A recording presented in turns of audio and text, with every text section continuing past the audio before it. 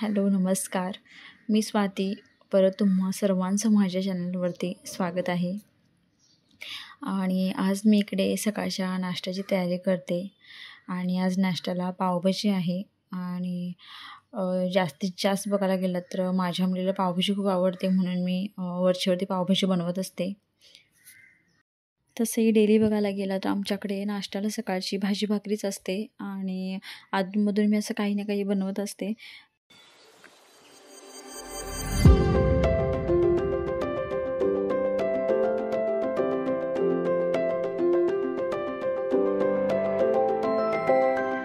आज सकाळी मिस्टरांनी देवपूजा करून गेले होते आणि त्यानंतर माझी अंघोळ झाल्यानंतर आता हे माझं डेलीचंच रुटीन आहे की अंघोळी झाल्यानंतर देवासमोर दिवा लावणे किंवा धूप दाखवणे.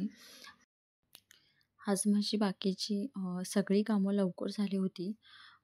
पण कपडे मी सकाळी मशीनला लावले नव्हते, कारण आमच्याकडे आज लाईटच नव्हती म्हणून. आणि आता लाईट आली, चला मग म्हटलं कपडे मशीनला लावून घेते. काल मी छोटे छोटे नवीन बाऊल घेऊन आली होती आणि त्याचे मी इकडे लेबल काढते आहे. म्हणजे ते बाऊल एक साईडून ज्या साईडून लेबल आहे त्याच्या अपोजिट साईडनं ते मी गरम करते आणि ते लेबल इझिली येतं. आणि ही जी ट्रिक आहे ती मी यूट्यूबला पाहिली होती.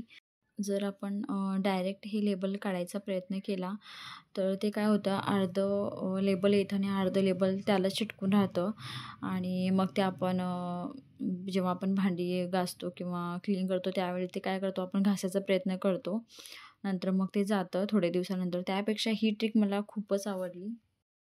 तुम्ही जेव्हा तुमच्या घरी अशा नवीन जेव्हा वस्तू आणता आणि त्याला लेबल असतं ते, तेव्हा लेबल काढायच्या वेळेला ही ट्रिक तुम्ही जरूर फॉलो करा.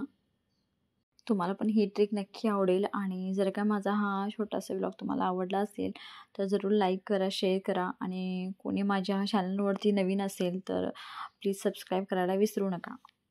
परत एकदा आपण भेटूया एका नवीन व्लॉगसोबत. तोपर्यंत बाय, टेक केअर.